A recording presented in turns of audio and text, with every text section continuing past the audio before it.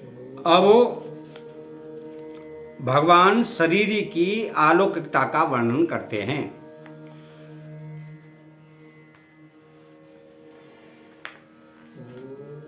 आश्चर्यवपश्यति कच्चिदेनमाश्चर्यवद्वदति तथैव चान्यः आश्चर्यवच्चैनमन्यः शृणोति श्रुत्वाप्येनं वेद न चैव कश्चित्। 29वें श्लोक में कश्चिद कोई एनम इस शरीर को आश्चर्यवत आश्चर्य की तरह पश्यति देखता अनुभव करता है च और तथा वैसे एव ही अन्य दूसरा कोई आश्चर्यवत इसका आश्चर्य की तरह वदति वर्णन करता है च तथा अन्य अन्य कोई एनम इसको आश्चर्यवत आश्चर्य की तरह शृणोति सुनता है च और एनम इसको श्रुत्वा सुनकर अपि भी कश्चित एव कोई न नहीं वेद जानता अर्थात यह दुर्विज्ञ है। अर्थात आश्चर्यवत् पश्यति कश्चिदेनम इस देही को कोई आश्चर्य की तरह जानता है। तात्पर्य यह है कि जैसे दूसरी चीजें देखने सुनने पढ़ने और जानने में आती हैं वैसे इस देही का जानना नहीं होता।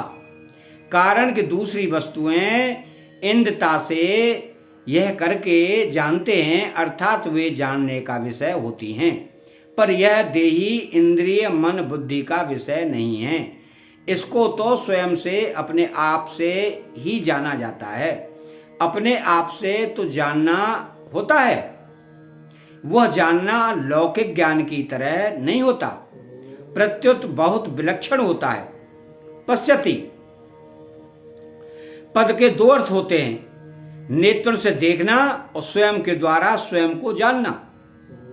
यहां पश्यति पद स्वयं के द्वारा स्वयं को जानने के विषय में आया है। गीता के दूसरे अध्याय का 25वां, छठे अध्याय का 20वां आदि जहां नेत्र आदि कारणों से देखना जानना होता है, वहां दृष्टवा देखने वाला, दृश्य देखने वाली वस्तु और दर्शन देखने की शक्ति, यह त्रिपुटी होती है। इस त्रिपुटी से ही सांसारिक देखना जानना होता है, परंतु स्वयं के ज्ञान में यह त्रिपुटी नहीं होती। अर्थात स्वयं का ज्ञान करण सापेक्ष नहीं है। स्वयं का ज्ञान तो स्वयं के द्वारा ही होता है, अर्थात वह ज्ञान करण निरपेक्ष है। जैसे मैं हूं ऐसा जो अपने होने पर का ज्ञान है, उसमें किसी प्रमाण की या किसी कारण की आवश्यकता नहीं है। इस अपनेपन को इंद्रता से अर्थात दृश्य रूप से नहीं देख सकते। इसका ज्ञान अपने आप को ही होता है। यह ज्ञान इंद्रिय जन्य या बुद्धिजन्य नहीं है, इसलिए स्वयं को यानी अपने आप को जानना आश्चर्य की तरह होता है। जैसे अंधेरे कमरे में हम किसी चीज को लाने जाते हैं तो हमारे साथ प्रकाश भी चाहिए और नेत्र भी चाहिए, अर्थात उस अंधेरे कमरे में प्रकाश की सहायता से हम उस चीज को नेत्रों से देखेंगे, तब उसको लाएंगे। परंतु कहीं दीपक जल रहा है और हम उस दीपक को देखने जाएंगे तो उस दीपक को देखने के लिए हमें दूसरे दीपक की आवश्यकता नहीं पड़ेगी, क्योंकि दीपक स्वयं प्रकाश है, वह अपने आप को स्वयं ही प्रकाशित करता है। ऐसे ही अपने स्वरूप को देखने के लिए किसी दूसरे प्रकाश की आवश्यकता नहीं है, क्योंकि यह देही स्वरूप स्वयं प्रकाश है। अतः यह अपने आप से ही अपने आप को जानता है। स्थूल, सूक्ष्म और कारण, ये तीन शरीर हैं। अन्न जल से बना हुआ स्थूल शरीर है। यह स्थूल शरीर इंद्रियों का विषय है। इस स्थूल शरीर के भीतर 5 ज्ञानेंद्रियां, 5 कर्मेंद्रियां, 5 प्राण, मन और बुद्धि, इन 17 तत्वों से बना हुआ सूक्ष्म शरीर है। यह सूक्ष्म शरीर इंद्रियों का विषय नहीं है, प्रत्युत बुद्धि का विषय है, जो बुद्धि का भी विषय नहीं है, जिसमें प्रकृति स्वभाव रहता है, वह कारण शरीर है।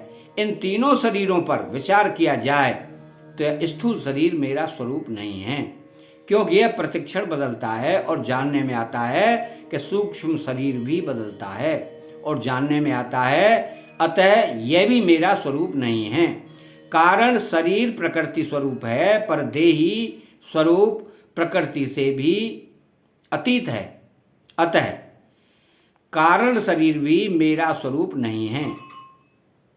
यह देही जब प्रकृति को छोड़कर अपने स्वरूप में स्थित हो जाता है, तब यह अपने आप से अपने आप को जान लेता है। यह जानना सांसारिक वस्तुओं को जानने की अपेक्षा सर्वदा विलक्षण होता है, इसलिए इसको आश्चर्यवत पश्यति कहा गया है। यहां भगवान ने कहा है कि अपने आप का अनुभव करने वाला कोई एक ही होता है, कश्चित। और आगे 7वें अध्याय के 3 श्लोक में भी यही बात कही है कि कोई एक मनुष्य ही मेरे को तत्व से जानता है। कश्चिन्मा वेन्ति तत्वतः। इन पदों से ऐसा मालूम होता है कि इस अविनाशी तत्व को जानना बड़ा कठिन है, दुर्लभ है, परंतु वास्तव में ऐसी बात नहीं है। इस तत्व को जानना कठिन नहीं है, दुर्लभ नहीं है, प्रत्युत इस तत्व को सच्चे हृदय से जानने वाले की, इस तरफ लगने वाले की कमी है। यह कमी जानने की जिज्ञासा कम होने के कारण ही है। आश्चर्यवद्वदति तथैव चान्यः। ऐसे ही दूसरा पुरुष इस देही का आश्चर्य की तरह वर्णन करता है, क्योंकि यह तत्व वाणी का विषय नहीं है। जिससे वाणी भी प्रकाशित होती है, वह वाणी उसका वर्णन कैसे कर सकती है? जो महापुरुष इस तत्व का वर्णन करता है, वह तो शाखा चंद्र न्याय की तरह वाणी से इसका केवल संकेत ही करता है, जिससे सुनने वाले का इधर लक्ष्य हो जाए, अतः इसका वर्णन आश्चर्य की तरह ही होता है। यहां जो अन्य पद आया है, इसका तात्पर्य यह नहीं है कि जो जानने वाला है उससे यह कहने वाला अन्य है, क्योंकि जो स्वयं जानेगा ही नहीं, वो वर्णन क्या करेगा। अतः इस पद का तात्पर्य यह है कि जितने जानने वाले हैं, उनमें वर्णन करने वाला कोई एक ही होता है। कारण कि सबके सब अनुभवी तत्वज्ञ महापुरुष उस तत्व का विवेचन करके सुनने वाले को उस तत्व तक नहीं पहुंचा सकते। उसकी शंकाओं का, तर्कों का पूरी तरह समाधान करने की क्षमता नहीं रखते। अतः वर्णन करने वाले की विलक्षण क्षमता का द्योतन करने के लिए ही यह अन्य पद दिया गया है। आश्चर्यवच्चै नमन्य शृणोति। दूसरा कोई इस देही को आश्चर्य की तरह सुनता है। तात्पर्य यह है कि सुनने वाला शास्त्रों की, लोक लोकांतरों की जितनी बातें सुनता आया है, उन सब बातों से इस देही की बात विलक्षण मालूम देती है। कारण कि दूसरा जो कुछ सुना है, वह सब का सब इंद्रियों, मन, बुद्धि आदि का विषय है, परंतु यह देही इंद्रियों आदि का विषय नहीं है। प्रत्युत यह इंद्रियों आदि के विषय को प्रकाशित करता है।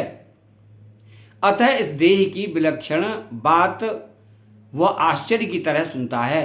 यहाँ अन्य पद देने का तात्पर्य है कि जानने वाला और कहने वाला, इन दोनों से सुनने वाला तत्व का जिज्ञासु अलग है। श्रुत्वा प्येनम वेद न चैव कश्चित्। इसको सुन करके भी कोई नहीं जानता। इसका तात्पर्य यह नहीं है कि उसने सुन लिया तो अब वह जानेगा ही नहीं। इसका तात्पर्य यह है कि केवल सुन करके, सुनने मात्र से इसको कोई भी नहीं जान सकता।